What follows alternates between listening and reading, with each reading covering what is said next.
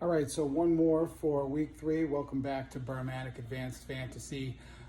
Just a little tip for today. I know there's some injuries, certainly actually at the running back position and at the wide receiver position, but I just want to talk about situation looking at on one of my teams and how I'm handling it. And this is a situation where, as I mentioned, I've gone very running back heavy this year in all my drafts, and so I don't have a lot of wide receiver depth, right? So on one of the teams, I've got three wide receiver positions that you have to start. So I've got in that league Tyreek Hill, Deontay Johnson, and Devontae Smith as my starters. And as we all know, Deontay Johnson's going to be out this week for Pittsburgh. He's not going to be playing. So what do? Well, I have a lot of running backs. So obviously I'm going to play a running back at flex, one of these Tyson Williams guys, or Trey Sermon, Javonte Williams, one of these types of guys in my flex spot. And then what am I going to do in my third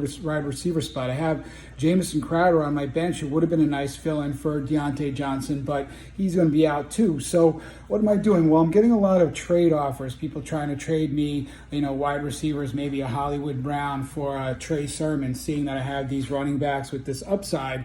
Potential RB1s, Tyson Williams is, the Javonte Williams is, and so they're making me trade offers of sort of mid-level WR2s like a Hollywood Brown or even a T. Higgins, even though T. Higgins is not going to play this week, it doesn't look like, but these types of guys for these running backs, and on paper those look like pretty fair trades that maybe I would make, but don't panic because you're missing a key wide receiver.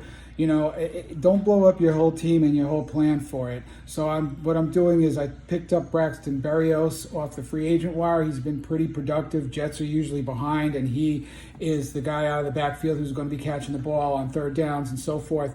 And he's pretty serviceable. I may not win the week with him. He's probably not going to be a week winner, but he may be serviceable. He may be able to make up for a lot of Deontay Johnson's missed points this week in the slot for the Jets with Crowder out.